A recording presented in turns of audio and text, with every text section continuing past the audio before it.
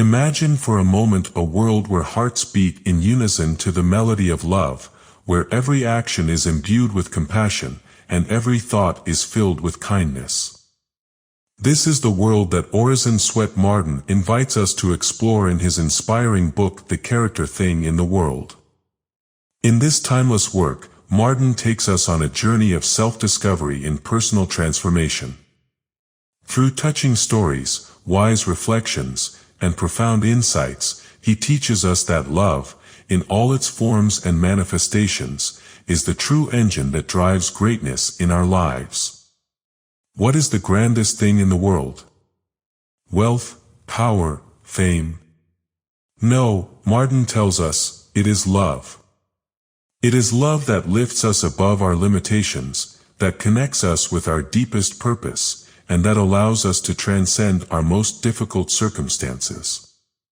With captivating prose and a powerful message, The Character Thing in the World challenges us to reconsider our priorities, to cultivate authentic relationships, and to live with a generous and compassionate heart. So join us on this journey toward greatness, where each page is an invitation to embrace love as the foundation of a full and meaningful life. Discover why this book has touched the hearts of countless readers over the years and how it can transform yours too. Get ready to be inspired, motivated, and guided toward a more fulfilling and meaningful life. Because, at the end of the day, as Marde reminds us, love is truly the grandest thing in the world. Character, The Grandest Thing in the World by Orison Swett Marde. Chapter 1, A Grand Character. If Henry Drummond was wise in calling an abstract quality, love, the greatest thing in the world, then love in the concrete, embodied in character, is the grandest thing in the world. Drummond himself, in his life story, is far grander than anything he ever wrote, for his was the life of a radiant personality. You met him, says Dr. George Adam Smith, his biographer, a graceful, well-dressed gentleman, tall and lithe, with a swing in his walk and a brightness in his face, who seemed to carry no cares, and to know neither presumption nor timidity. You spoke, and found him keen for any of 100 interests. He fished, he shot, he skated, as few can, he played cricket, he would go any distance to see a fire or a football match. He had a new story or a new puzzle or a new joke every time he met you. Was it on the street? He drew you to watch two messenger boys meet, grin, knock each other's hat off, lay down their baskets, and enjoy a friendly chaffer at marbles. Was it on the train? He read you a fresh tale of his favorite, Bret Hart. Was it a rainy afternoon in a country house?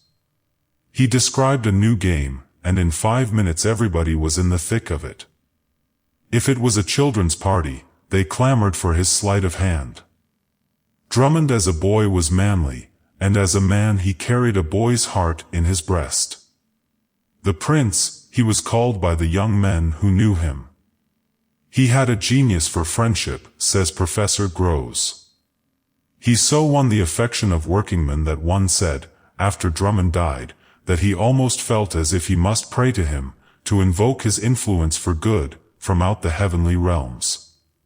His influence, says Ian McLaren, who first knew Drummond as a boy on the cricket field, more than that of any other man I met, was mesmeric, which means that, while other men affect their fellows by speech and example, he seized one directly by his living personality.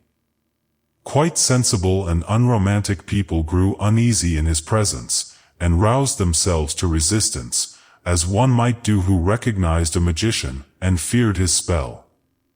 Men were at once arrested, interested, fascinated by the very sight of the man, and could not take their eyes off him. It was as if the prince of one's imagination had dropped in among common folk. He was the youth who sprang to the aid of Moody and Sankey in the Scottish stronghold, who caught hold of young men and persuaded them in untechnical phrase to do what their praying mothers on earth and God Most High would have them do. The quiet, restrained evangelist, not 23, about whom all men gathered as their leader when the American evangelists left Scotland. A stalwart theologian, too, was he, who detected the natural laws that were at work in the spiritual world, a thinker simple, clear, presenting truth in the concrete. He, too, was the explorer plunging into the wilds of Africa, without giving a thought to a bookmaker's fame, and while 250,000 people were reading his books, he was crowding along the work of the hour at the world's end in America or Australia. How eagerly men sought him, clung to him, and followed him as he followed the Master. Do we ask, what is character? Is it not that sum of qualities which distinguishes one person from another? Do we say that Drummond's versatility was his distinguishing characteristic? It was, rather, his unique combination of high qualities, and no man can acquire a far-reaching influence without a fair mental balance, with great strength upon many sides. If it is no part of my intent, in this booklet, to catalogue those mental and moral traits of most value to mankind, yet it is my intent to name certain deep-rooted dispositions, which are essential in the mental make-up of those who set before themselves a high ideal in seeking for the grandest thing in the world. Chapter 2: The Light-Bearers. True worth is in being, not seeming, in doing, each day that goes by, some little good, not in the dreaming of great things to do by and by. For whatever men say in their blindness, and spite of the fancies of youth, there's nothing so kingly as kindness, and nothing so royal as truth. Alice Carey. A gentleman's first characteristic is that fineness of structure in the body which renders it capable of the most delicate sensation, and of structure in the mind which renders it capable of the most delicate sympathies. One may say, simply, fineness of nature. Ruskin. There is no duty we so much underrate as the duty of being happy. By being happy we sow anonymous benefits upon the world, which remain unknown even to ourselves. Stevenson. On the steps of a public building in Florence, an old, disabled soldier sat playing a violin. By his side stood a faithful dog holding in his mouth a veteran's hat, into which, now and then, a passer-by would drop a coin. A gentleman, in passing, paused, and asked for the violin, first tuning it, he then began to play. The sight of a well-dressed man, playing a violin in such a place, with such associations, attracted the passers-by, and they stopped. The music was so charming that they stood enchanted. The number of contributions largely increased. The hat became so heavy that the dog began to growl. It was emptied, and soon filled again. The company grew until a great congregation was gathered. The performer played one of the national airs, handed the violin back to its owner, and quickly retired. One of the company present said, "This is a Marde Booker, the world-renowned violinist. He did this for charity, let us follow his example." And immediately the hat was passed for a collection for the old man. Mr. Booker did not give a penny, but he flooded the old man's day with sunshine. So, too, it was related that when Michelangelo was at the height of his fame, when monarchs and popes were paying fabulous prices for his works, a little boy met him on the street, with an old pencil and a piece of dirty brown paper, and asked him for a picture. The great artist sat on the curbstone and drew a picture for his little admirer.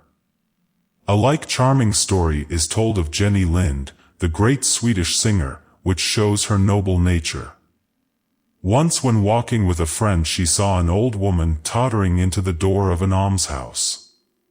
Her pity was at once excited, and she entered the door, ostensibly to rest for a moment, but really to give something to the poor woman.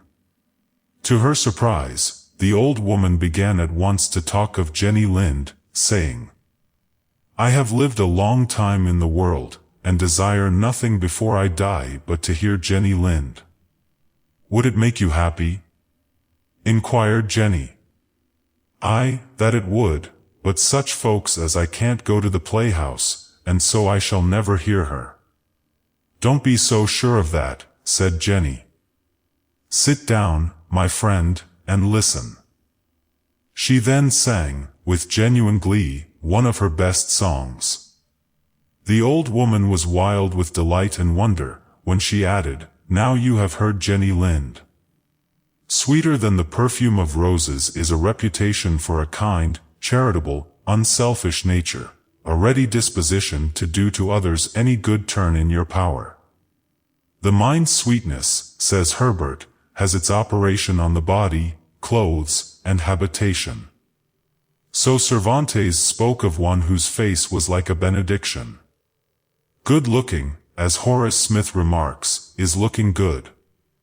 Be good, says our Amesbury poet, be womanly, be gentle, generous in your sympathies, heedful of the good breeding of all around you, and you will not lack kind words of admiration. Was there ever an unselfish person, of charitable and generous impulses, sociable, loving, kind, of tender spirit, thoughtful for others, who was not universally beloved? He, indeed, is the light-bearer. Some people are born happy. No matter what their circumstances are, they are joyous, content, and satisfied with everything. They carry a perpetual holiday in their eyes, and see joy and beauty everywhere. When we meet them, they impress us as having just met with some good luck, or as having some good news to tell. Like the bees that extract honey from every flower, they have a happy alchemy which transmutes even gloom into sunshine. In the sick room they are better than the physician and more potent than drugs. All doors open to these people. They are welcome everywhere. The most fascinating person is always the one of the most winning manners, not the one of greatest physical beauty. We do not need an introduction to feel his greatness. If you meet a cheerful man on the street on a cold day, you seem to feel the mercury rise several degrees. The two main characteristics of a lady or of a gentleman are, according to Earl Beaconsfield, propriety and consideration for others. Will you fall into any extreme? Asks de Sales. Let it be on the side of gentleness. How appropriate are such sentiments for household mottos. Let each one strive to yield oftenest to the wishes of the other, in absolute unselfishness. Never part without loving words. The following was found in an old manor house in Gloucestershire, England, written and framed, and hung over the mantelpiece of a sitting room. The true gentleman is God's servant, the world's master, and his own man. Virtue is his business, study, his recreation, contentment, his rest, and happiness, his reward. God is his Father, Jesus Christ, his Savior, the saints, his brethren, and all that need him his friends. Devotion is his chaplain, chastity, his chamberlain, sobriety, his butler, temperance, his cook, hospitality, his housekeeper, providence, his steward, charity, his treasurer, piety, his mistress of the house, and discretion, his porter, to let in or out, as most fit. Thus is his whole family made up of virtue, and he is master of the house.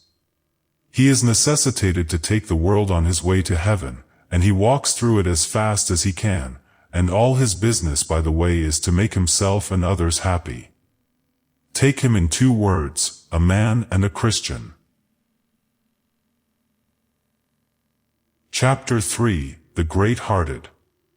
One act of charity will teach us more of the love of God than 1,000 sermons. Robertson. It was a cold, dark evening, and the city lights only intensified by their sharp contrast the gloom of the storm. It was the time when wealthy shoppers were eating their hot dinners, when the stores were closing, and when the shop girls were plodding home, many too poor to ride, tired with the long days standing and work. A shop girl was hurrying home through the slush after a hard day's work. She was a delicate girl, poorly dressed, and wholly unable to keep out the winter's cold with a thin fall cloak. She was evidently very timid and self-absorbed. A blind man was sitting in an alley by the pavement, silently offering pencils for sale to the heedless crowd. The wind and sleet beat upon him. He had no overcoat. His thin hands clasped with purple fingers the wet, sleet-covered pencils. He looked as if the cold had congealed him. The girl passed the man, as did the rest of the hurrying crowd. When she had walked half a block away, she fumbled in her pocket, and turned and walked back. For a moment she looked intently at the vendor of pencils, and when she saw that he gave no sign, she quietly dropped a 10-cent piece into his fingers, and walked on. But she was evidently troubled, for her steps grew slower. Then she stopped, turned, and walked rapidly back to the dark alley, and the man half hiding in it. Bending over him, she said softly, "Are you really blind?" The man lifted his head and showed her his sightless eyes. Then with an indescribable gesture he pointed to his breast. There hung the dull badge of the Grand Army of the Republic. "I beg your pardon, sir," she said humbly. "Please give me back my 10 cents. "Yes, ma'am," he answered, and held out the coin. She took out her purse. It was a very thin one. It contained but 2 silver dollars, 1/3 of her week's hard earnings, all she had. She put $1 of it into his hands with the words, "Take this instead, for the dear Lord's sake, and go home now. You ought not to sit here in this bitter wind and sleet." Then she turned her steps homeward, pitying the wretched man, and thinking that no one had seen her. The high desire that others may be blessed savors of heaven. A poor woman, knowing that Dr. Oliver Goldsmith had studied physic, and hearing of his great humanity, solicited him in a letter to send her something for her husband, who had lost his appetite and was reduced to a most melancholy state. The good-natured poet waited on her instantly, and after some discourse with his patient found him sinking in sickness and poverty. The doctor told him they should hear from him in an hour, when he would send them some pills which he believed would prove efficacious. He immediately went home and put 10 guineas into a chip box, with the following label, "These must be used as necessities require. Be patient, and of a good heart." At the Battle of Fredericksburg, hundreds of Union soldiers lay wounded on the field a whole day and a night. The agonizing cries for water among the wounded were only answered by the roar of the guns. At last a Southern soldier who could not endure these piteous cries any longer begged his general to let him carry water to the suffering. The general told him it would be instant death to appear on the field, but the cries of the unfortunates drowned the roar of the guns to him at least, and he rushed out among the wounded and dying with a supply of water on his errand of mercy. Wondering eyes from both armies watched the brave fellow as, heedless of guns, he passed from soldier to soldier, gently raising his head and placing the cooling cup to his parched lips. The Union soldiers were so struck by the action of this boy in gray, risking his life for his enemy's sake, that they ceased firing from admiration for an hour and a half, as did the Confederates. During this whole time the boy in gray went over the entire battlefield, giving drink to the thirsty, straightening cramped and mangled limbs, putting knapsacks under the heads of sufferers, spreading coats and blankets as if they had been his own comrades. General Gordon is said to have had a great number of medals for which he cared nothing. There was a gold one, however, given to him by the Empress of China, with a special inscription engraved upon it, for which he had a great liking. But it suddenly disappeared, no one knew where or how. Years afterwards it was found out, by a curious accident, that Gordon had erased the inscription, sold the medal for £10, and sent the sum anonymously for the relief of the sufferers from the cotton famine at Manchester. There is one anecdote, matchless if not incredible. It reads like a fable out of the Orient. It relates to a Spanish Moor, whose walk in his garden was interrupted by the inrush of a Spanish cavalier who flung himself at his feet and implored protection, saying that the pursuers were seeking his life for having slain a Moor. Refuge was promised in the garden summer house till midnight. Unlocking the door at the appointed hour, the Moor said, "You have killed my only son. But I pledged my word not to betray you." And he placed the murderer upon a mule, saying, "Flee while darkness conceals you. God is just, my faith is unspotted, and I have resigned judgment to him. Yet, unless it is true that a pledge is sacred, the pillars of heaven may fall. Unless generosity of spirit prevails among men, there can never be upon earth an ideal life. The last, best fruit, says Richter, which comes to late perfection even in the kindliest soul, is tenderness toward the hard, forbearance toward the unforbearing, warmth of heart toward the cold, philanthropy toward the misanthropic. As we stand upon the seashore while the tide is coming in, one wave reaches up the beach far higher than any previous one, then recedes, and for some time none that follows comes up to its mark, but after a while the whole sea is there and beyond it. So now and then there comes a man head and shoulders above his fellow men, showing that nature has not lost her ideal of great-heartedness. And after a while even the average man will overtop the highest wave of noble manhood yet given to the world. The last, best fruit, says Richter, which comes to late perfection even in the kindliest soul, is tenderness toward the hard, forbearance toward the unforbearing, warmth of heart toward the cold, philanthropy toward the misanthropic. As we stand upon the seashore while the tide is coming in, one wave reaches up the beach far higher than any previous one, then recedes, and for some time none that follows comes up to its mark, but after a while the whole sea is there and beyond it. So now and then there comes a man head and shoulders above his fellow men, showing that nature has not lost her ideal of great-heartedness. And after a while even the average man will overtop the highest wave of noble manhood yet given to the world. Chapter 4, A North Star Course.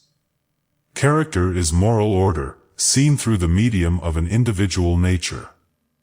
Signed Emerson.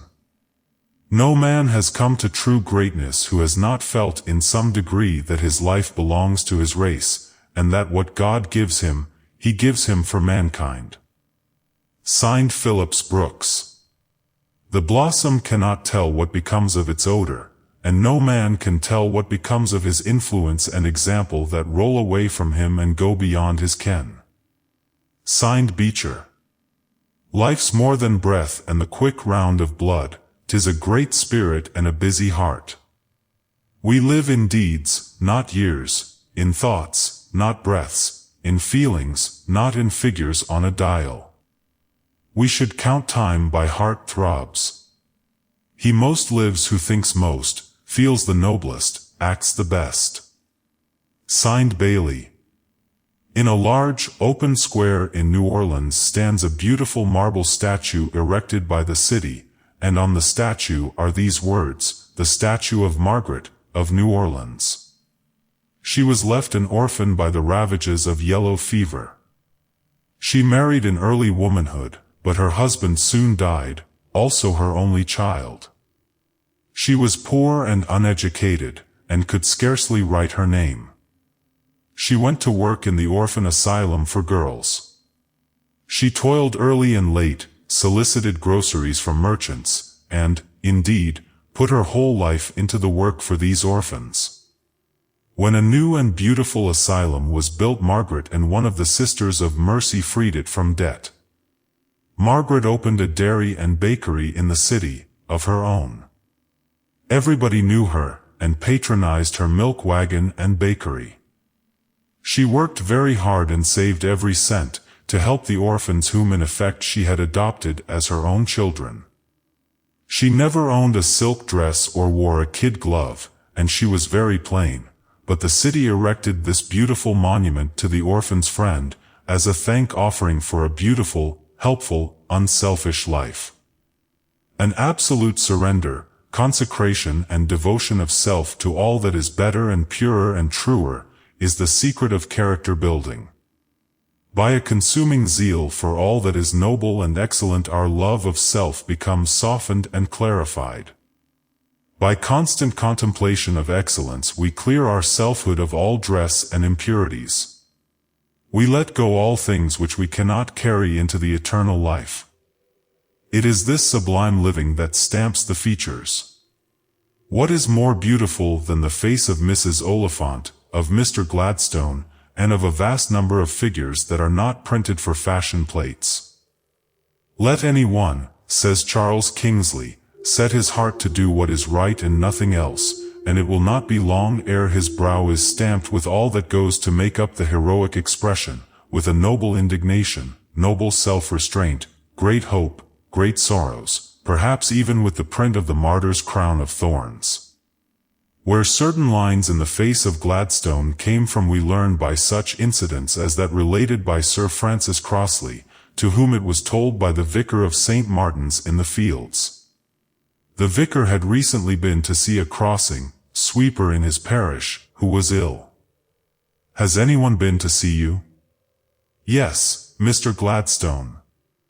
"But how came he to visit you?" inquired the vicar, who could not understand why the Chancellor of the Exchequer, although then living in the parish, should call upon a sick crossing tender. "Well," answered the crossing sweeper, "he always had a nice word for me when he passed my crossing, and when I was not there he missed me. He asked my mate, who has taken my place, where I was, and when he heard that I was ill he asked for my address, and put it down on paper. So he called to see me." "And what did he do?" asked the vicar. "Why, he read to me from the Bible and prayed," was the reply. To be loyal to the highest interests of every man, how characteristic was this of the magnanimous Gladstone. Indeed, how Christ-like was such service. So, too, there is an anecdote of Charles Crittenden. When his own daughter entered into our Father's house he gave his entire time to carrying the divine message of peace and goodwill to those who rarely heard it. And he established homes of refuge for those homeless women who sought to walk in new paths of life. I never read the life stories of Mrs. Judson, Mrs. Snow, Miss Britton, Miss West, without feeling that the heroic age of our race has just begun. And let me ask, what member of a Christian church was ever more self-devoted than John, the felon? He was a man of coarse features, close-cropped hair, and of a shuffling gait. He asked for a position as a nurse in a yellow fever epidemic at Memphis. The doctor refused him. "I wish to nurse," persisted the stranger. "Try me for a week. If you don't like me, then dismiss me. If you do, pay me my wages." "Very well," said the doctor, "I'll take you, although, to be candid, I hesitate to do so." Then he added mentally, "I'll keep my eye on him." But the man soon proved that he needed nobody's eye upon him. In a few weeks he had become one of the most valuable nurses on that heroic force. He was tireless and self-denying. Wherever the pestilence raged most fiercely he worked hardest. The suffering and the sinking adored him. To the neglected and the forgotten his rough face was the face of an angel.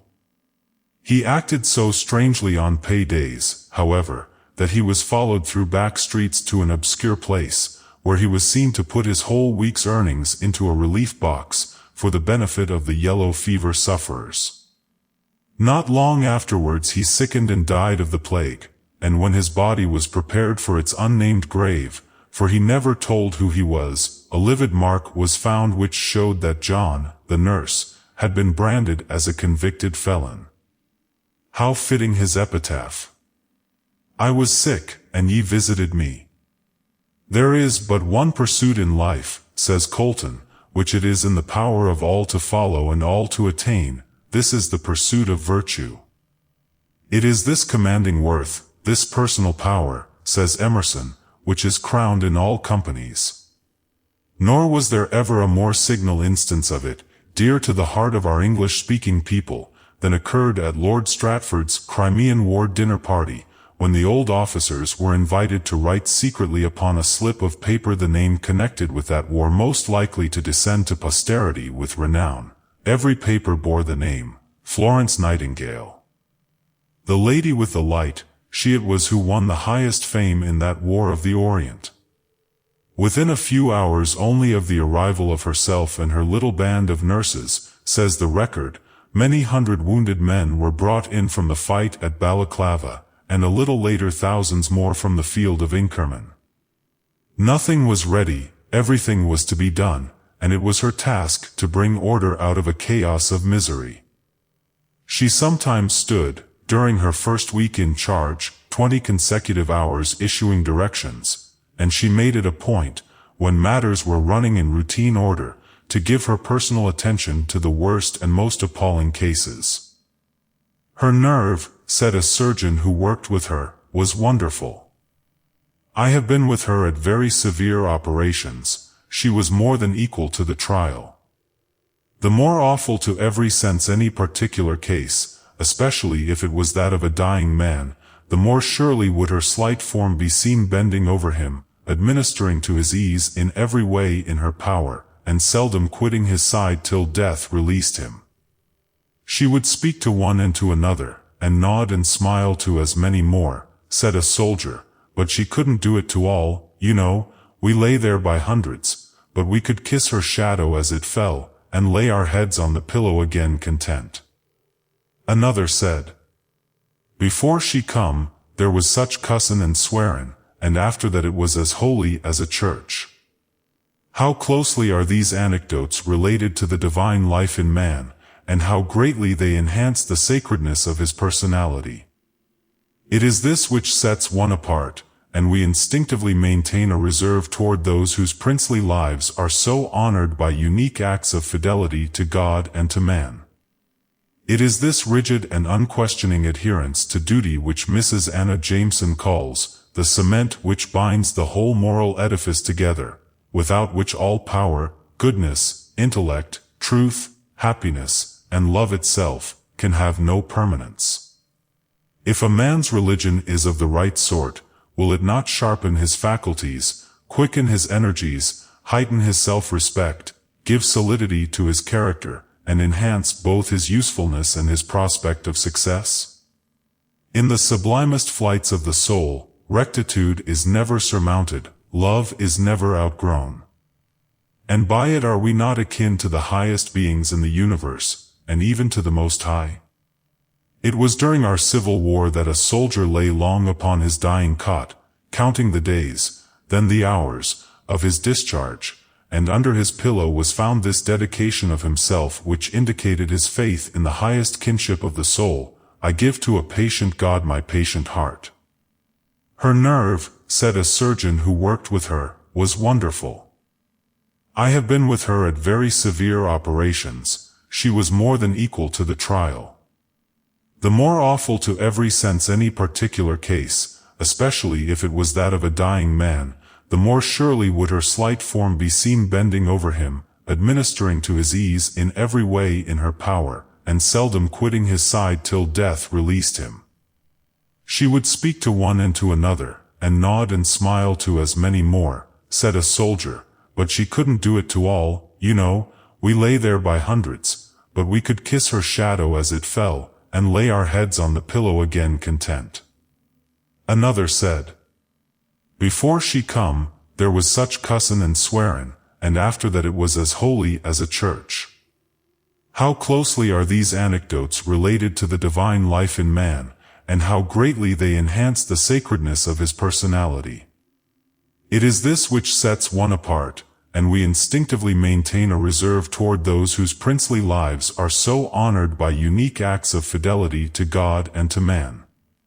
It is this rigid and unquestioning adherence to duty which Mrs. Anna Jameson calls the cement which binds the whole moral edifice together, without which all power, goodness, intellect, truth, happiness, and love itself can have no permanence. If a man's religion is of the right sort, will it not sharpen his faculties, quicken his energies, heighten his self-respect, give solidity to his character, and enhance both his usefulness and his prospect of success? In the sublimest flights of the soul, rectitude is never surmounted, love is never outgrown. And by it are we not akin to the highest beings in the universe, and even to the Most High? It was during our Civil War that a soldier lay long upon his dying cot, counting the days, then the hours, of his discharge, and under his pillow was found this dedication of himself which indicated his faith in the highest kinship of the soul: I give to a patient God my patient heart. Chapter 5, Intrepidity of Spirit. He's true to God who's true to man. Wherever wrong is done to the humblest and the weakest neath the all-beholding sun, that wrong is also done to us, and they are slaves most base whose love of right is for themselves, and not for all their race. Signed, Lowell. Oh, may I join the choir invisible of those immortal dead who live again in minds made better by their presence, live in pulses stirred to generosity, in deeds of daring rectitude, in scorn for miserable aims that end with self, in thoughts sublime that pierce the night like stars, and with their mild persistence urge man's search to vaster issues. Signed, George Eliot.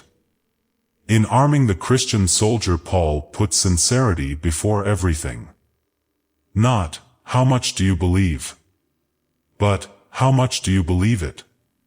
He is less concerned with the article than with the ardor of my faith. He is content it should be half-formed, if it be whole-hearted. Signed, Matheson. La Tour Auvergne, alone in the besieged castle, multiplied himself, in effect, by shooting first from one window, then from another. When the terms of surrender were arranged, the garrison was allowed to march out with the honors of war. To the astonishment of all, one man, the first grenadier of France, came forth, and stacked arms. But the garrison must abandon the castle, expostulated the Austrian chief. Where is the garrison? I am the garrison, replied La Tour proudly. Garibaldi's power over his men amounted to fascination. In Rome he called for 40 volunteers to go where half of them would be killed and the others wounded. The whole battalion rushed forward, and they had to draw lots, so eager were all to obey. What is every man but a magnet, to attract, or to be attracted? Every man ultimately falls into the company with which he affiliates.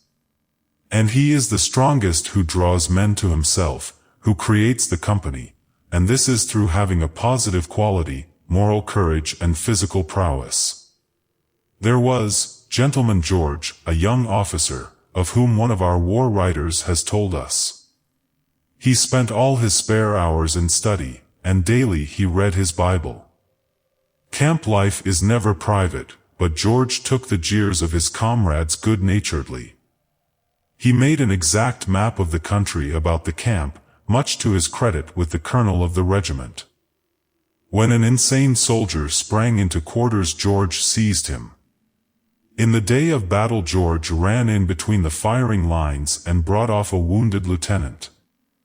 And after such exhibitions of the stuff he was made of, no one joked further whenever Gentleman George sat down to read his Bible.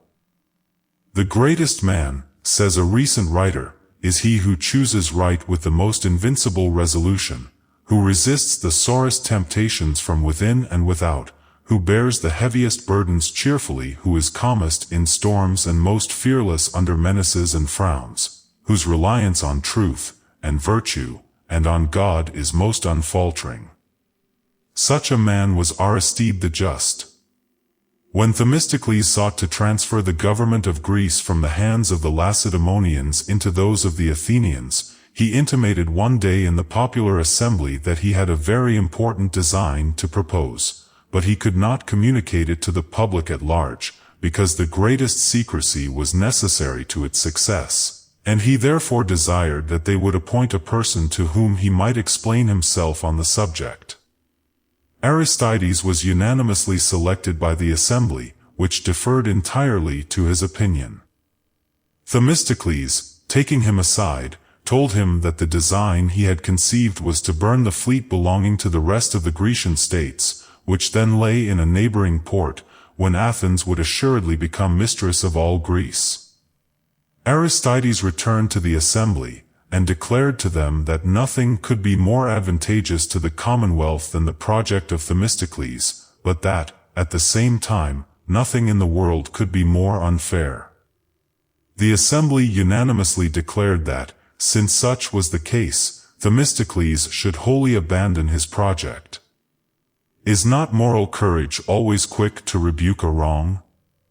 When Bishop Coleridge Patterson was a boy at Eton, he was captain of the 11, and he had the courage to declare that he would resign his captaincy, and take no part in the rowing, if coarse songs were sung at the annual supper.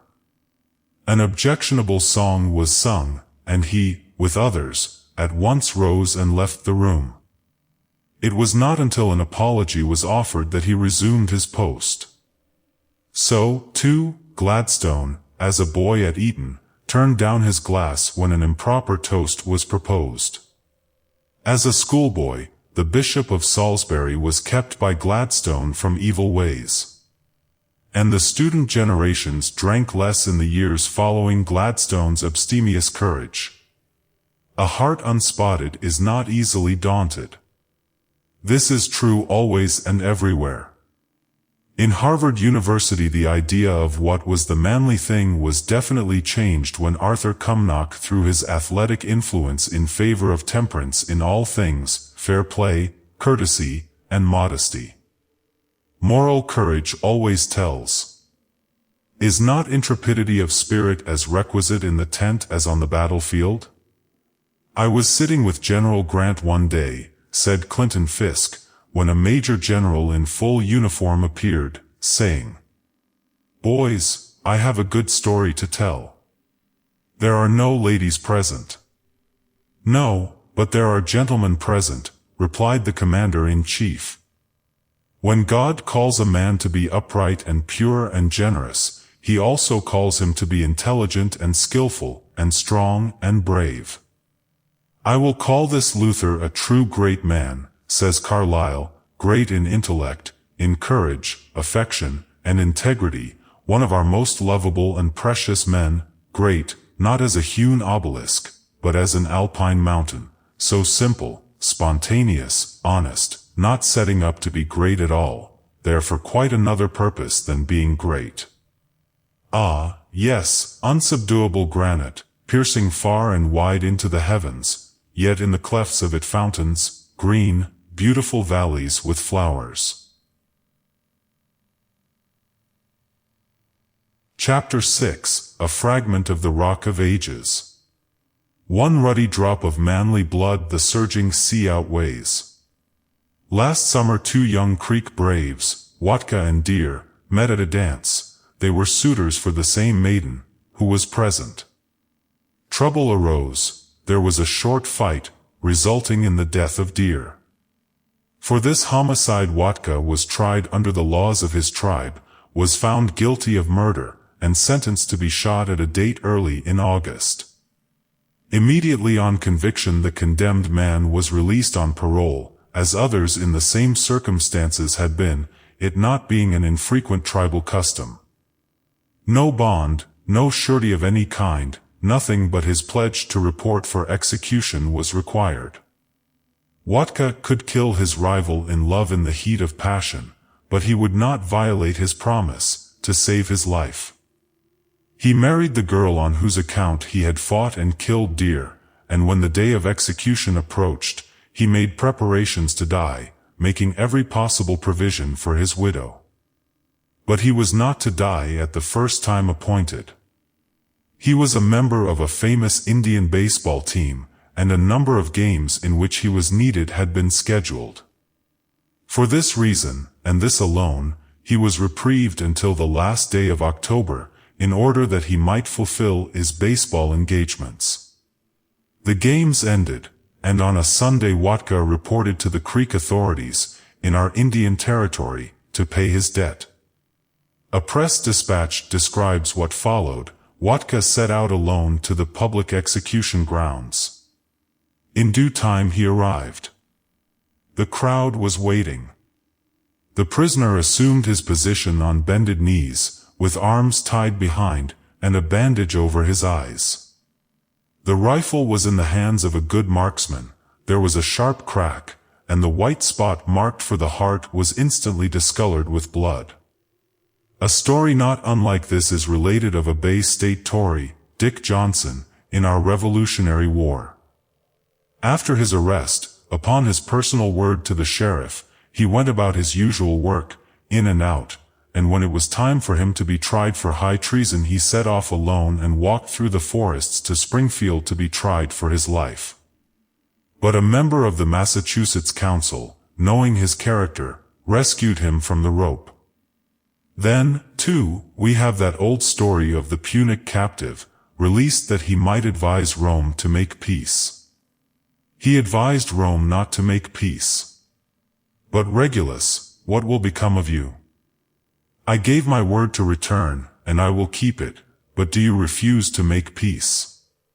Who would not go far to see such men as Damon and Pythias, the one ready to die as a substitute for his friend, and the other voluntarily ready in his lace at the death block when the hour struck? When the sacredness of one's word is matched in the attributes of his character throughout, all that constitutes a man, then we find that there is something in a man's life greater than his occupation or his achievements, grander than acquisition or wealth, higher than genius, more enduring than fame. The truest test of civilization, says Emerson, is not the census, nor the size of cities, nor the crops, no, but the kind of men the country turns out. Montaigne kept his castle gates unbarred during the wars of the Fronde, because his reputation for integrity was better defense than a regiment of horses. Your lordships, said Wellington in Parliament, must all feel the high and honorable character of the late Sir Robert Peel. I was long connected with him in public life.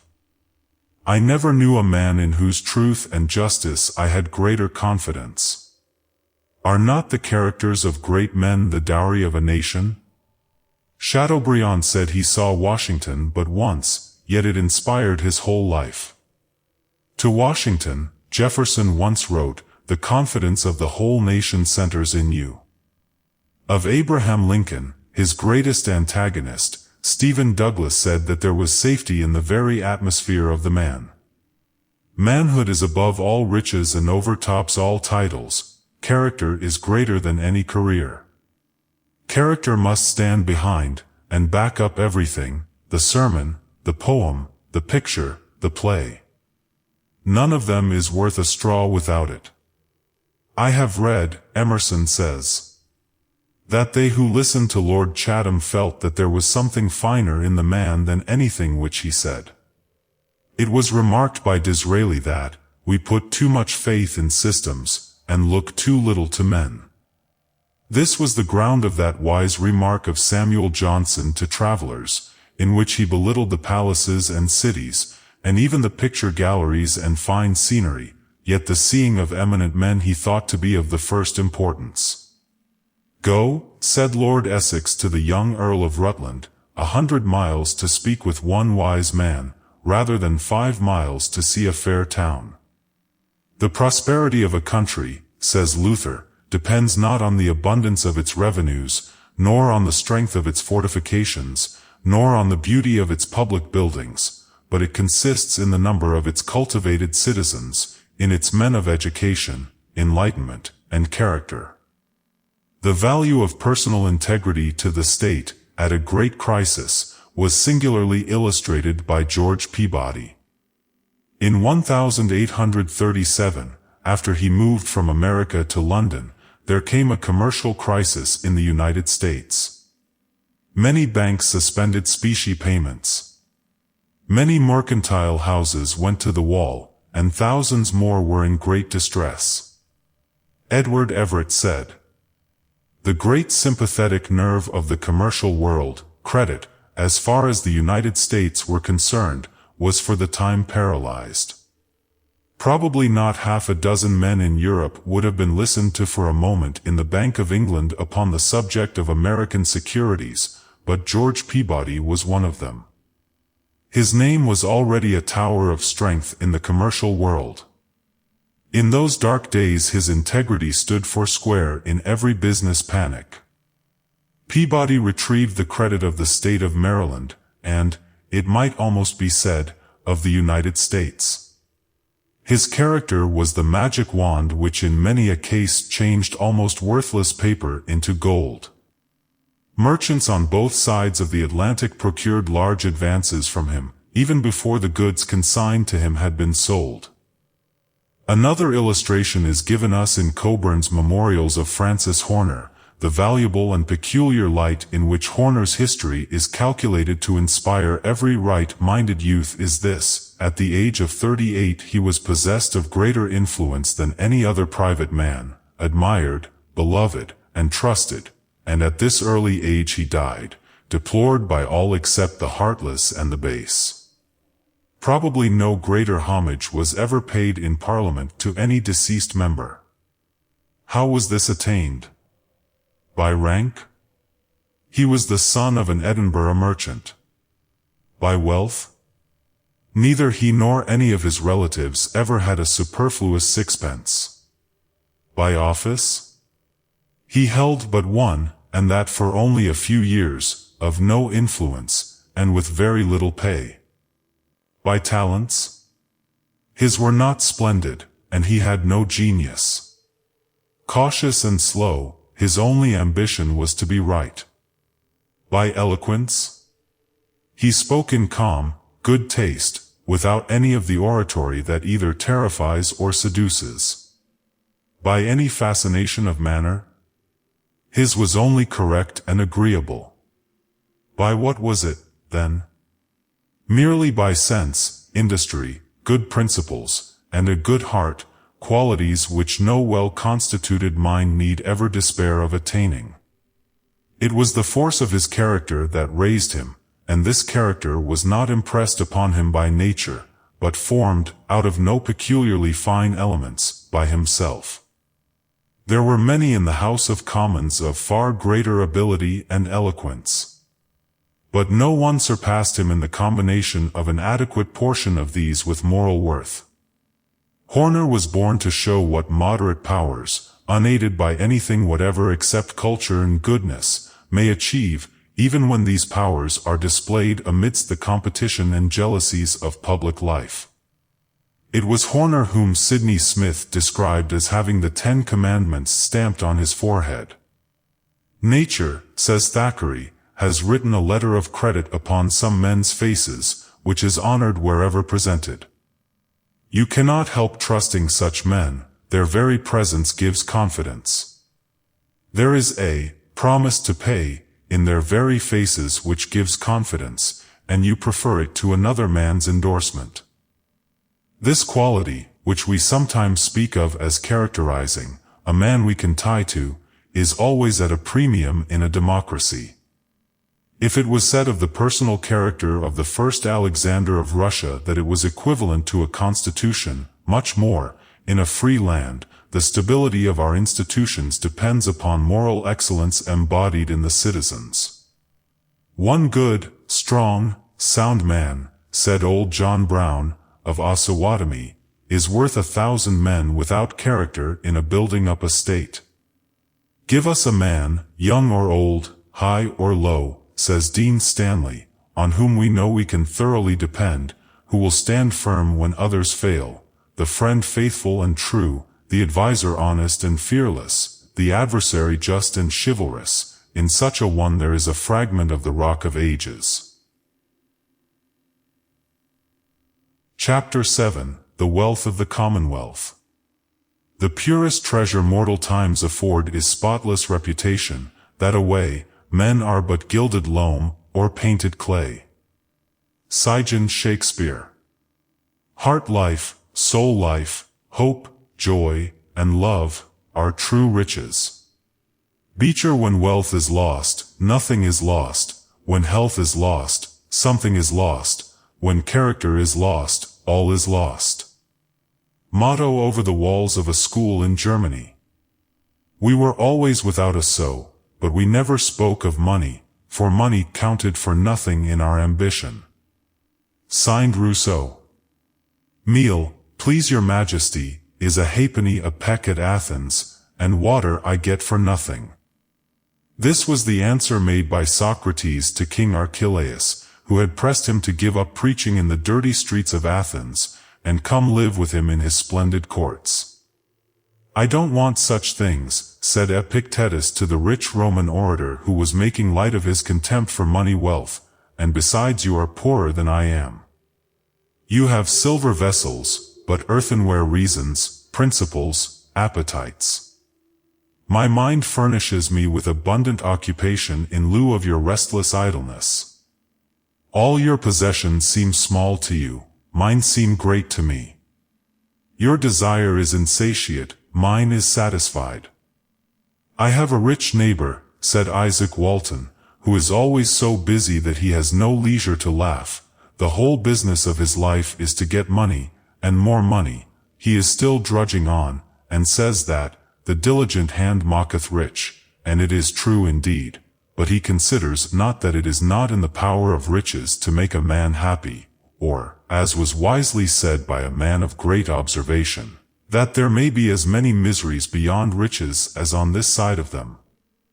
The keys that keep those riches hang often heavily at the rich man's girdle. Let us be thankful for health and a competence, and for a quiet conscience.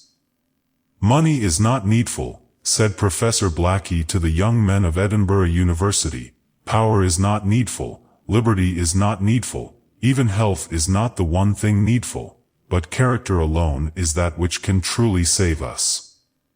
The real benefactors of mankind, says Emerson, are the men and women who can raise their fellow beings out of the world of corn and money, who make them forget their bank account by interesting them in their higher selves, who can raise mere money getters into the intellectual realm, where they will cease to measure greatness and happiness by dollars and cents, who can make men forget their stomachs and feast on being's banquet. He is the richest man who enriches his country most, in whom the people feel richest and proudest, who gives himself with his money, who opens the doors of opportunity widest to those about him, who is ears to the deaf, eyes to the blind, and feet to the lame. Such a man makes every acre of land in his community worth more, and makes richer every man who lives near him. On the other hand, many a millionaire has impoverished the town in which he lived, and lessened the value of every foot of land. What is character but the poor man's capital? Is not character an available piece of property? Is it not estimated as moral security, the noblest of possessions? It is an estate in the general goodwill and respect of men, and they who invest in it will find their reward in esteem and reputation fairly and honorably won. Thee shall do as well by me as I do by thee, said a Quaker tanner, when he took an apprentice. The boy won his employer's confidence by his honesty, good nature, and industry. Henry, said the friend, I think of making thee a fine present when thy time is out. I cannot tell thee what it is to be, but it shall be worth more to thee than £100. When the apprenticeship expired, the Quaker said, I will give thy present to thy father, adding, as he addressed the latter, thy son is the best boy I ever had. This is the present, a good name. Henry's golden visions vanished, but his father said, I would rather hear you say that of my son than to see you give him all the money you are worth, for a good name is rather to be chosen than great riches. It was the outcome of the lad's own exertion, the reward of his own good principles and conduct. A good name, without it, gold has no value, birth, no distinction, station, no dignity, beauty, no charm, age, no reverence. Character is like stock in trade, said Dr. Hawes, of Hartford, the more of it a man possesses, the greater his facilities for making additions to it. Character is power, is influence. It makes friends, creates funds, draws patronage and support, and opens a sure and easy way to wealth, honor, and happiness. How were a multitude of businessmen who lost every dollar they had in the Chicago fire enabled to resume business at once, some in a wholesale business, without money? Their record was their bank account. The commercial agencies said they were square men, that they had always paid 100 cents on a dollar, that they had paid promptly, and that they were industrious, and dealt honorably with all men. Their record was as good as a bank account. They drew on their character. Character was the coin which enabled penniless men to buy thousands of dollars worth of goods. Their integrity did not burn up with their stores. The best part of them was beyond reach of fire, and could not be burned. A good character is a precious thing, above rubies, gold, crowns, or kingdoms, and the work of making it is the noblest labor on earth.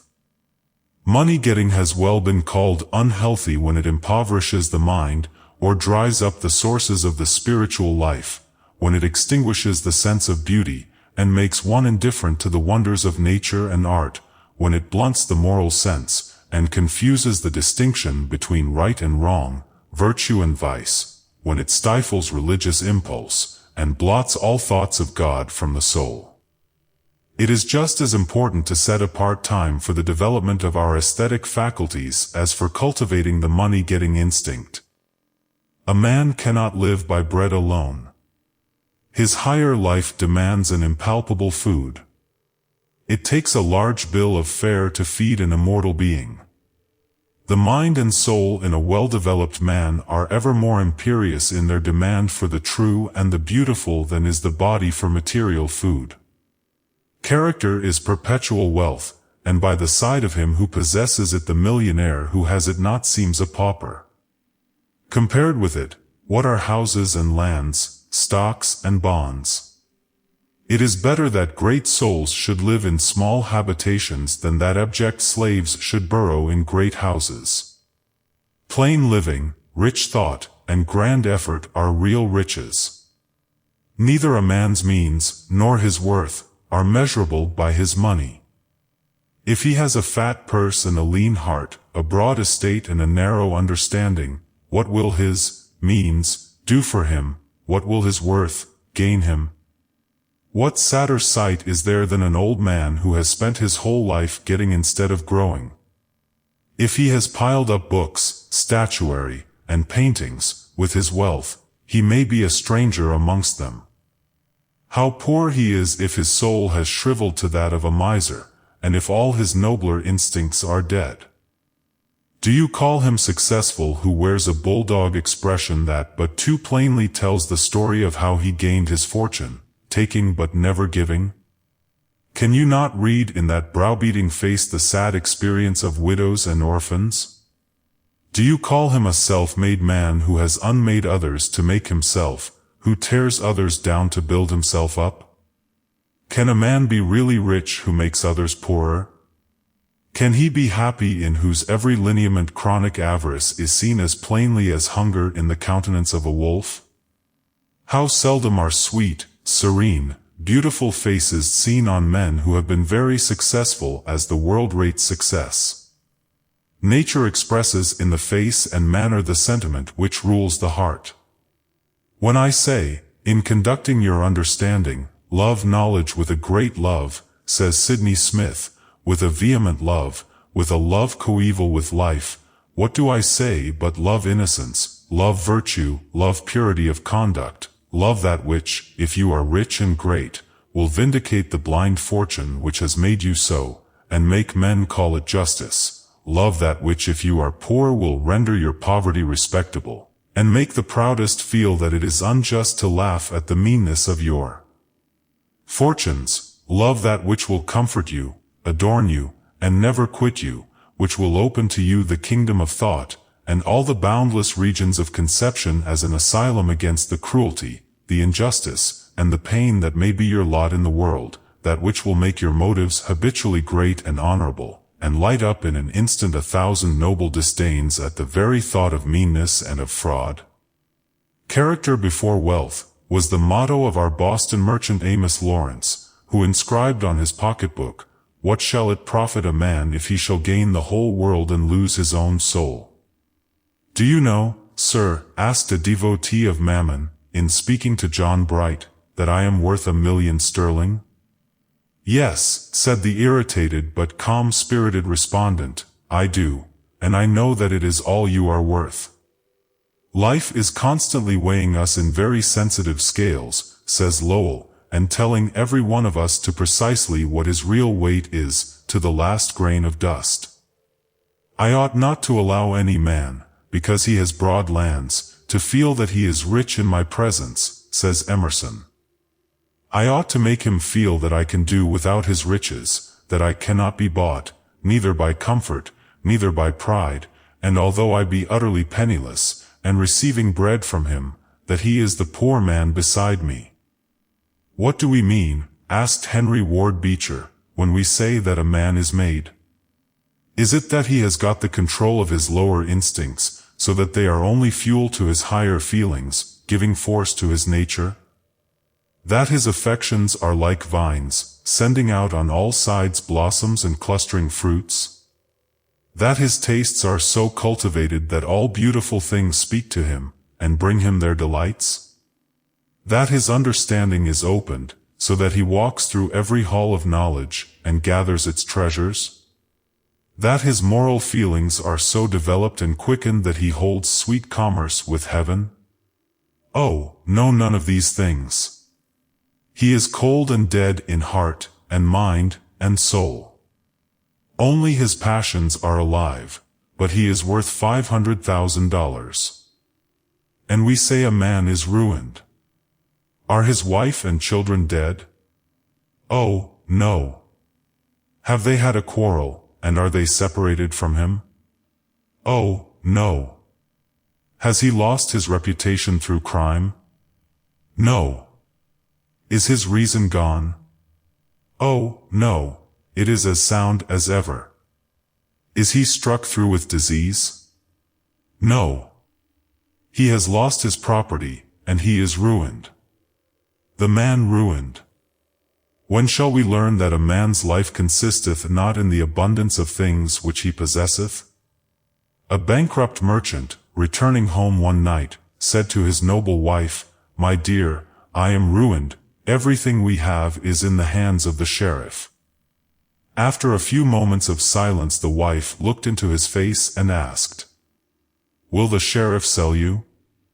"Oh, no." "Will the sheriff sell me?" "Oh, no." "Will he sell the children?" "Oh, no." Then do not say that we have lost everything.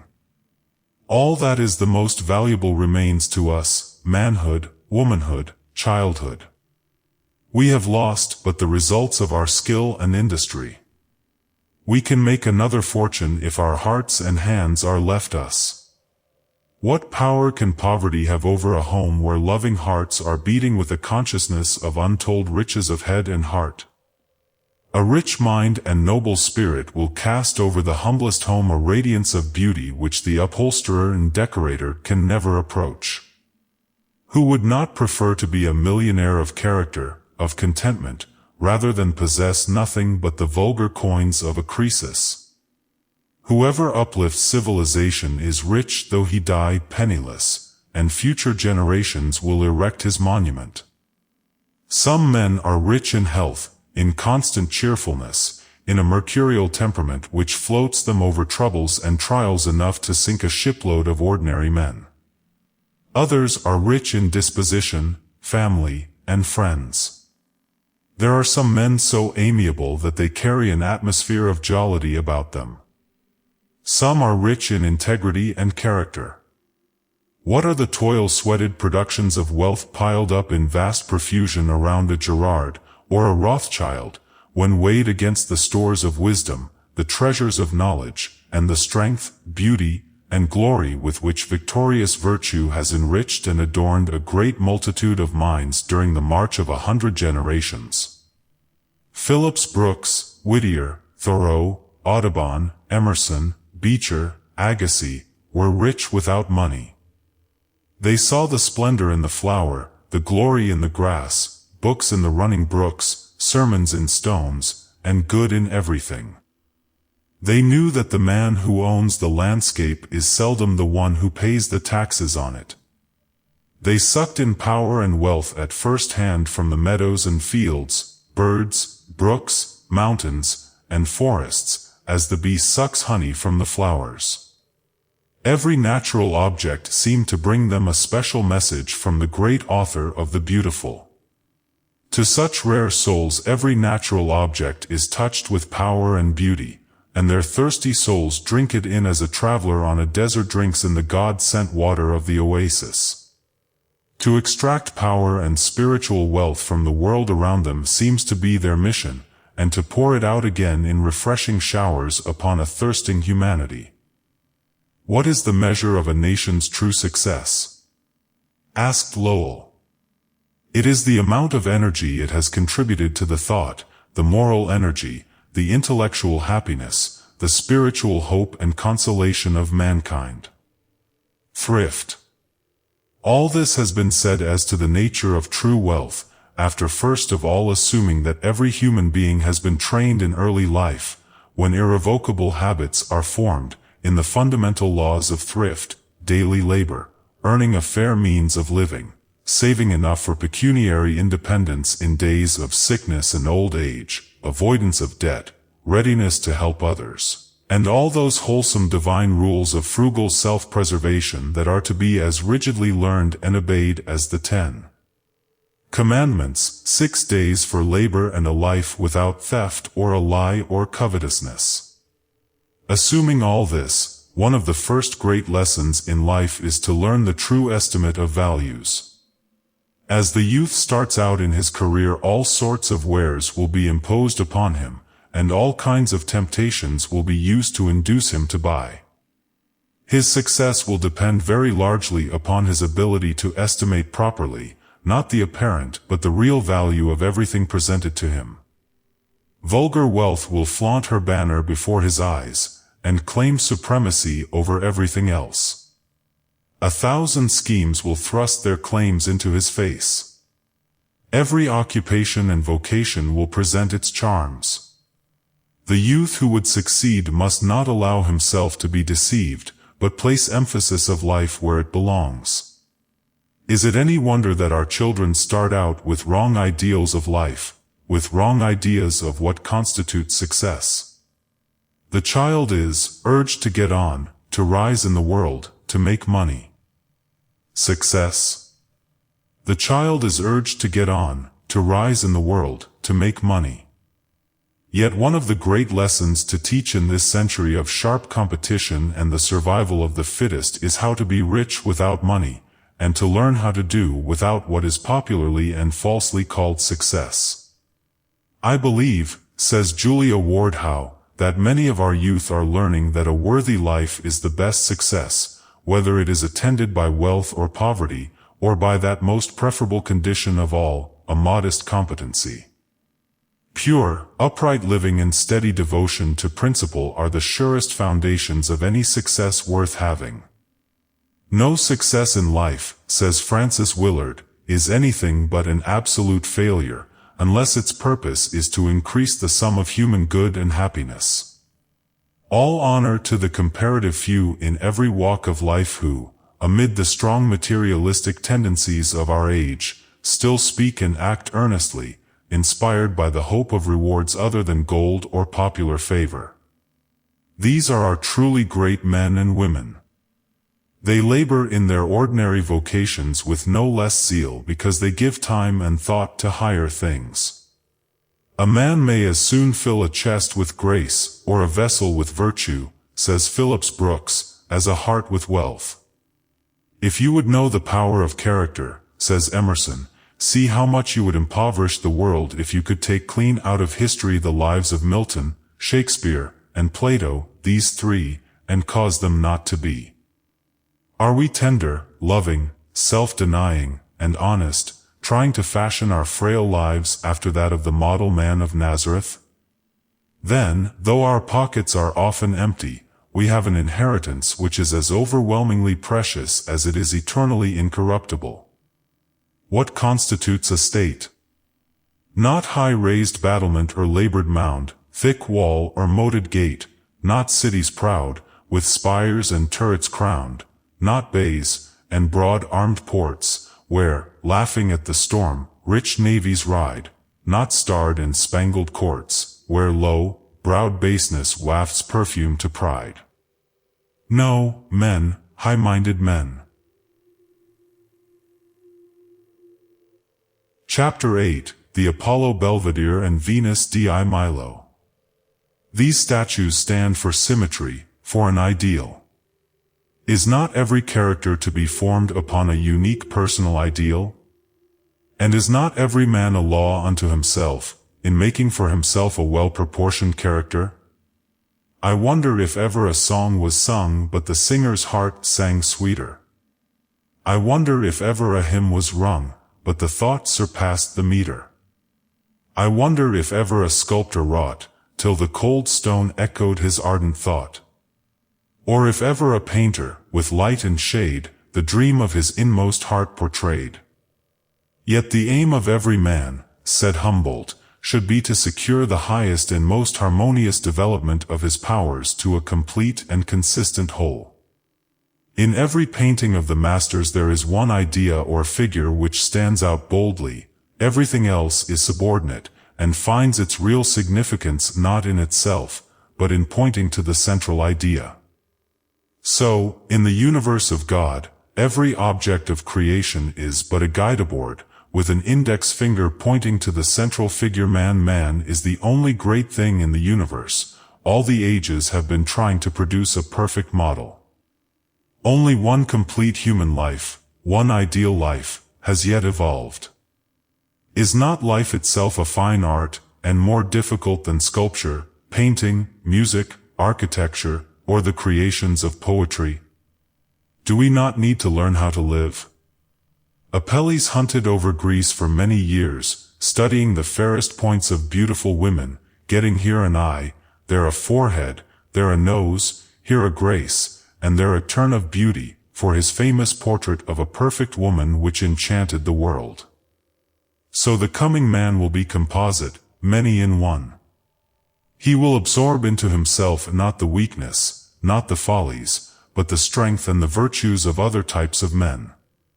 He will be a man raised to the highest power.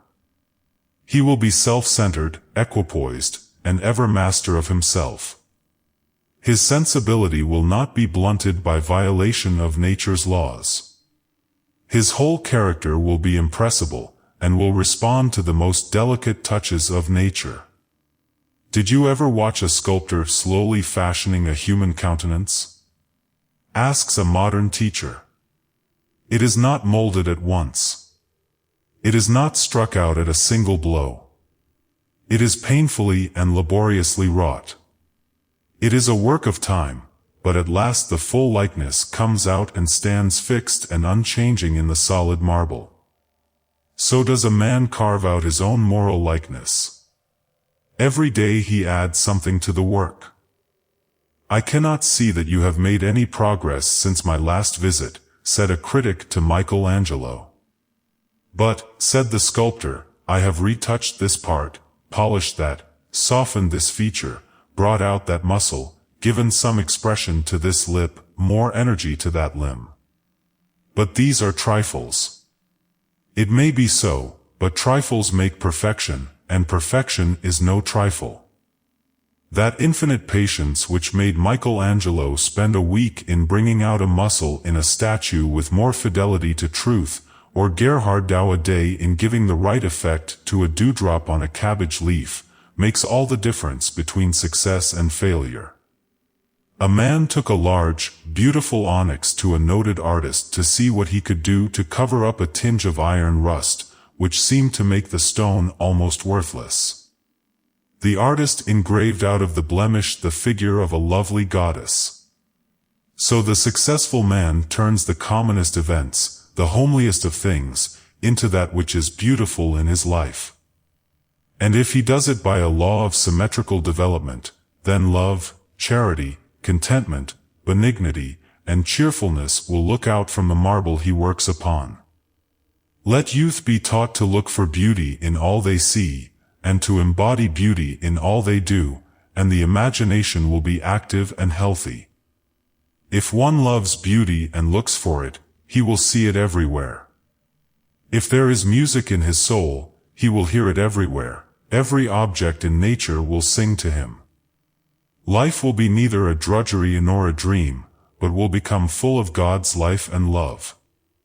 If you infuse into the purpose with which you follow the various employments and professions of life, no matter how humble they may be, the sense of beauty, pleasure, and harmony, you are transformed at once from an artisan to an artist. Any discontent you feel with the work you are compelled to do comes from your doing it in the spirit of a drudge. Do it in the spirit of a master, with a perception of the beauty which inheres in all honest work, and the drudgery will disappear in delight. It is the spirit in which we work, not the work itself, which lends dignity to labor, and many a field has been plowed, many a house built, in a grander spirit than has sometimes attended the government of empires or the creation of epics.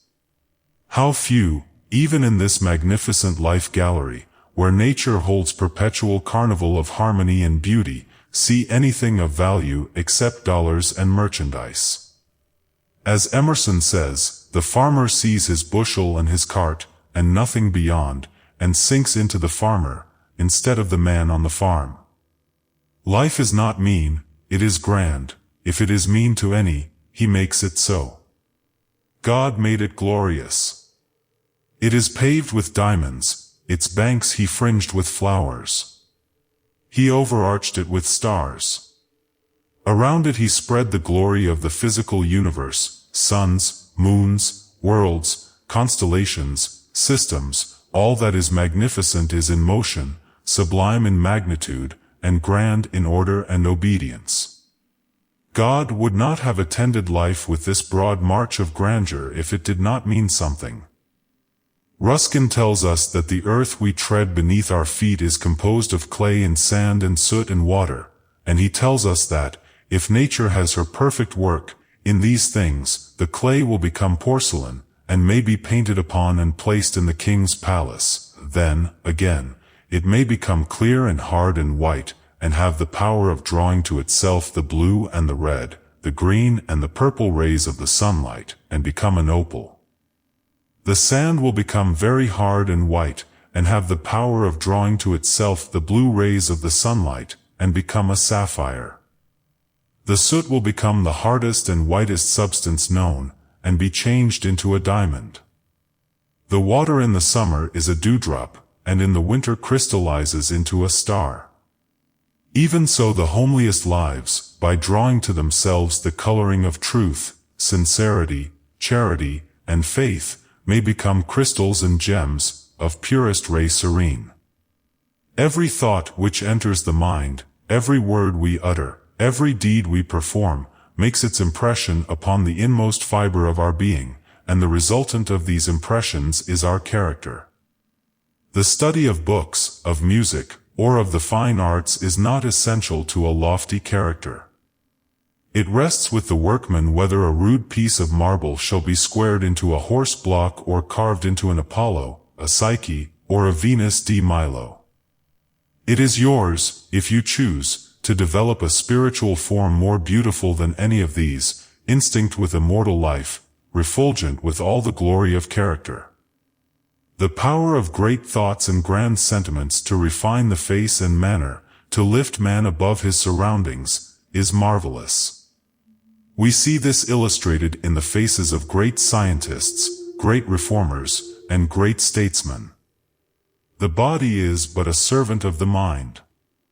A well-balanced, cultured, and well-disciplined intellect reacts very powerfully upon the physique, and tends to bring it into harmony with itself. On the other hand, a weak, vacillating, one-sided, unsteady, and ignorant mind will ultimately bring the body into sympathy with it. Every pure and uplifting thought, every noble aspiration for the good and the true, every longing of the heart for a higher and better life, every lofty purpose and unselfish endeavor, reacts upon the body, makes it stronger, more harmonious, and more beautiful. The influence of artistic work depicting character, in sculpture or painting, comes down to us from remote ages. We never weary of the antique forms of perfected beauty. Is Michelangelo dead? Ask the hundreds of thousands who have gazed with rapt souls upon his immortal works at Rome. In how many thousands of lives has he lived and reigned? There is, says Dr. Miller, always something pouring out from our lives, like heat from a flame of perfume from a flower. Many a life has been started on a career of beauty and blessing by the influence of a noble act. Every true soul is impressed continually by the glimpses it has of loveliness, of holiness, or of nobleness in others. There are men and women in every country who conquer before they speak, and who exert an influence out of all proportion to their ability, and people wonder what is the secret of their power over men. It is natural for all classes to believe in and to follow character, for character is power. When Raphael was a boy of 17, he went to study with the artist, Perugino. It was discovered, some time afterwards, that soon after the apprenticeship of Raphael began, the style of Perugino changed. His work was chastened by an unexpected tenderness of feeling and the candor of expression. His color acquired a brightness and sweetness of modulation unknown to him before, and this because a boy had come to be taught by him, and had thrown the influence of his life about his master's heart. Every one, however humble, is daily and hourly altering and molding the character of all with whom he mingles, and exerting a power that will reproduce itself through countless generations. Our manners, our bearing, our presence, tell the story of our lives, though we do not speak, and the influence of every act is felt in the utmost part of the globe. Has not every man that ever lived contributed something toward making me what I am? Has not the chisel of every member of society contributed a blow to the marble of my life, and influenced its destiny? If we work upon marble, it will perish, said Webster. If upon brass, time will efface it. If we rear temples, they will crumble into dust. But if we work upon immortal minds, if we imbue them with principles, with the just fear of God and love of our fellow men, we engrave on those tablets something which will brighten through all eternity. Chapter 9, Cultivating the Growth of Man Timber. God give us men.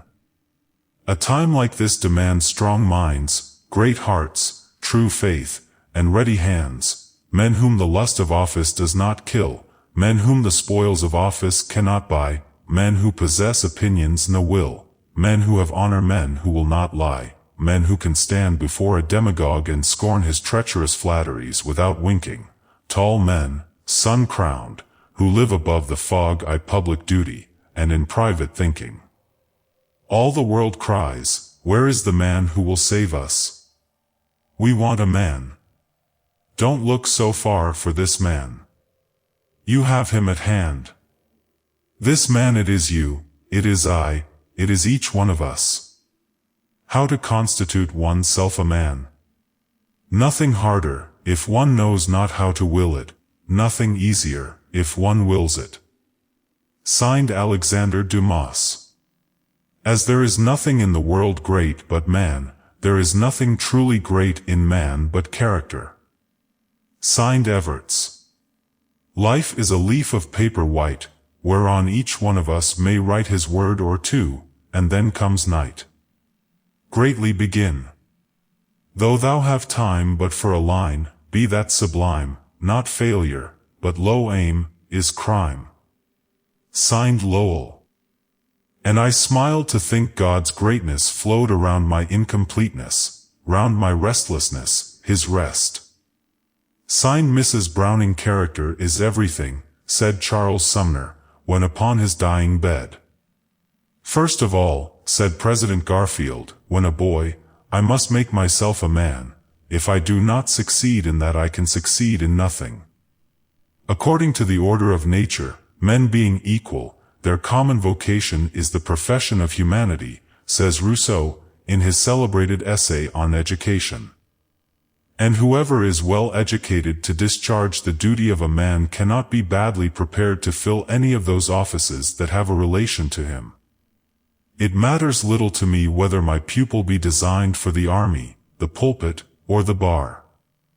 Nature has destined us to the offices of human life, antecedent to our destination concerning society.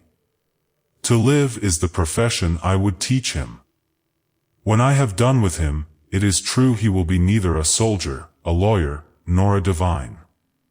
Let him first be a man. Fortune may remove him from one rank to another as she pleases, he will be always found in his place.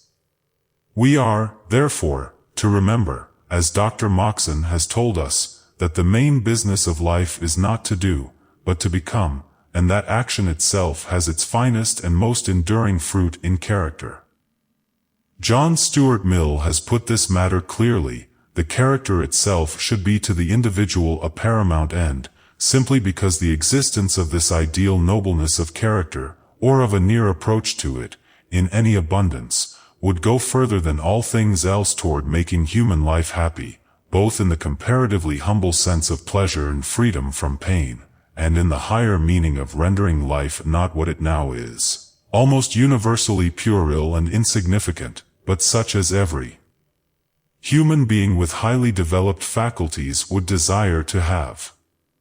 And this, says Mill, every man is to work at.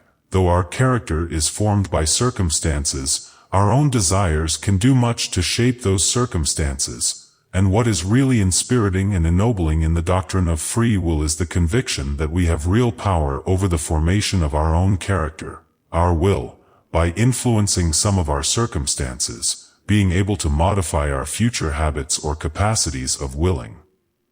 How is character made up, except by our choices and our refusals? We select from life what we choose. We resemble insects which assume the color of the leaves and plants they feed upon, for sooner or later we become like the food of our minds, like the creatures that live in our hearts.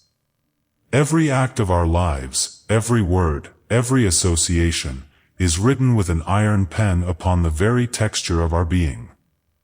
"There is dew in one flower and not in another," said Beecher, "because one opens its cup and takes it in, while the other closes itself and the drop runs off." What will our future be but what we make it? Our purpose will give it character. One's resolution is one's prophecy. There is no bright hope, no great outlook, for the man who is not inspired by a stalwart purpose, which alone is the true interpreter of his manhood.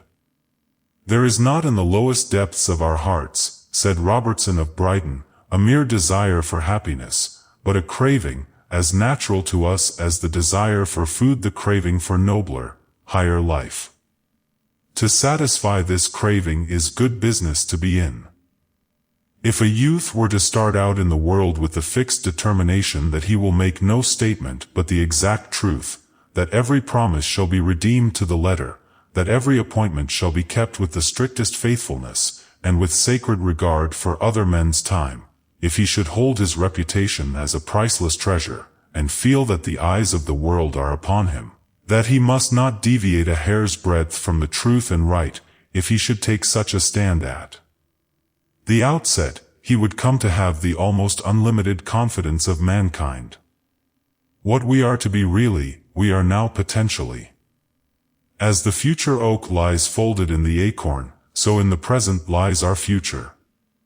Our success will be, can be, but a natural tree, developed from the seed of our own sowing. The fragrance of its blossoms and the richness of its fruitage will depend upon nourishment absorbed from our past and present. The first requisite of all education and discipline should be man timber. Tough timber must come from well-grown, sturdy trees. Such wood can be turned into a mast, can be fashioned into a piano, or an exquisite carving. But it must become timber first. Time and patience develop the sapling into the tree. So, through discipline, education, experience, the sapling child is developed into hardy mental, moral, physical timber.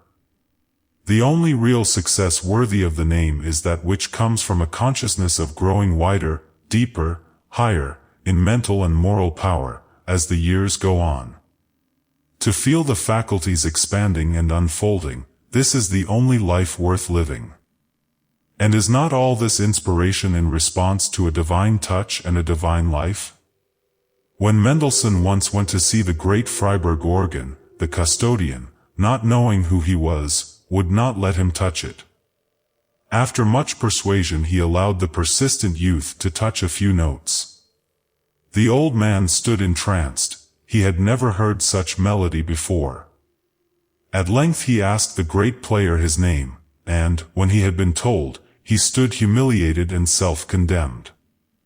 A greater musician than Mendelssohn, unknown to us, perhaps, has stood by the human organ which very possibly has given our only, wolf notes, before to the world, pleading with us to let him touch the strings and bring out the music divine. And what a grace it is to come into touch with God. I have read of a girl whose wonderful grace and purity of character charmed everyone who knew her. One day a friend touched the spring of a little gold locket which she always wore on her neck, but which she had let no one see, and in it were these words, "Whom, not having seen, I love." Mrs. Livermore has said that Miss Willard was ever conscious of being encompassed round by unseen presences and helpers. She lived in perfect spiritual reciprocity with the unseen world. How beautiful it all is, after the blunders and the high aspirations of youth, and the struggles of manhood, if life's discipline has brought us nearer and nearer to God and the ideal life. What are our yearnings, asks Beecher, but homesickness for heaven? Our sighings are sighings for God, just as children cry themselves asleep away from home, and sob in their slumber, not knowing that they sob for their parents. The soul's inarticulate moanings are the affections yearning for the infinite, and having no one to tell them what it is that ails them. Do you not remember the legend, how the inhabitants of an ancient hamlet proposed to welcome their king, when it was announced that he would honor them with his presence? Early and late they toiled to beautify their village, to make their homes pleasing in his sight. At length, their utmost done, they rested on the eve of their sovereign's coming. But lo, in the night, while they slept, the angels came down and transformed all their work. The morning sunlight unfolded a scene of radiant splendor. On the sites of lowly cottages stately mansions rose. Snow-white marble gleamed where simply wood had been. Golden pinnacles shone aloft in the bright sunlight. Fountains sent forth their wealth of spray. Palm trees, in graceful loveliness, stood around their village green. Though but a fable, this story is substantially true, since it is thus that God, with the smile of approval, enriches, ennobles, and beautifies the labors of those who love him, and out of love serve him. When, at the evening of our little day, he comes to us, or sends his messenger to bid us come home, not the great things we have done, but faithfulness in doing the little duties that he has placed upon our hands, will win his approval. Follow the star. It may not lead thy feet through pleasant valleys where bloom and fragrance wait, nor may it lead thee to those mountain heights where worldly fame and honor hold their state, yet follow thou. Forget not is the star. And it shall lead to no one less than God, and it shall lead to God, though God be far. The end.